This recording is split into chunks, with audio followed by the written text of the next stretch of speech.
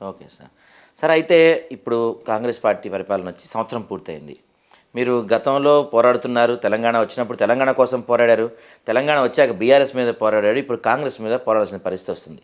అయితే మీరు కంపేర్ చేస్తే 10 ఏళ్ల బీఆర్ఎస్ పరిపాలన బావుందా? అంటే ఎలా ఉంది? ఈ సంవత్సరం కాంగ్రెస్ పార్టీ పరిపాలన ఎలా ఉంది? నేను ఇంతకుముందు ఇట్నే అది చెప్పాను. నేను వాళ్ళకేం చెప్పానంటే మన BRS party arrogant, Congress party ignorant. Okay. వీళ్ళ పరిపాలన మీరు చేయాలి. చూడండి, ఏ ప్రభుత్వం కూడా ఇంత తొందరగా అప్రత్యక్ష పాలన కాలే. అన్పాపులర్.